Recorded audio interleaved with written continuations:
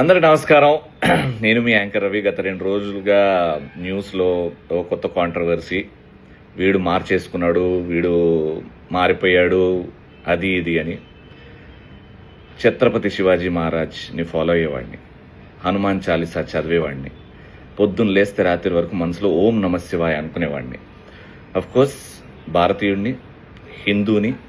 So నాకు కూడా అంతే, నా మతం అంటే అంతే ఇష్టం. మతం కోసం నేను కూడా ఫైట్ చేసేవాడిని. అయితే బేసికల్గా ఏం జరిగిందో చాలామందికి తెలియదు, ఎందుకంటే యూట్యూబ్లో మేము చేసింది లేదు. చాలామంది హర్ట్ అయ్యారని డిలీట్ చేశాం. కానీ సోషల్ మీడియాలో నా నంబరు, నా కో యాక్టర్ నంబర్ పెట్టేసి వీళ్ళు హిందూ మతాన్ని హర్ట్ చేశారు అని చెప్పేసి స్టార్ట్ చేయగానే మా కాల్స్ రకరకాలుగా వచ్చినాయి. అందులో ఒక కాల్ రికార్డింగే బయట వాళ్ళు రిలీజ్ చేసింది. బేసికల్గా నందీశ్వరుణ్ణి స్టేజ్ మీద పెట్టుకో, సూపర్ సీరియల్ ఛాంపియన్షిప్ జీ తెలుగులో నందీశ్వరుణ్ణి స్టేజ్ మీద పెట్టి మేము నిష్టగా చెప్పులు విప్పేసి చేసిన స్పూఫ్ అది. అంటే వీళ్ళని హర్ట్ చేయాలి అని రాసిన స్కిట్ కాదు, ఉన్న సినిమా సీన్ని మేము అక్కడ ఎనాక్ట్ చేయడం జరిగింది. అక్కడ చాలామంది హర్ట్ అయ్యారు.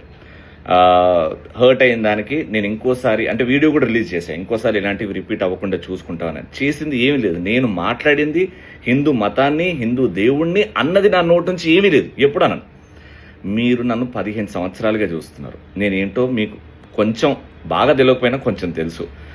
ఇలా నేను ఎప్పుడూ నా ఆలోచనలు నా నోటి నుంచి రావు, ఎందుకంటే నా మతాన్ని నేను ప్రేమిస్తా, నా దేశాన్ని కూడా అంతే గట్టిగా ప్రేమిస్తా.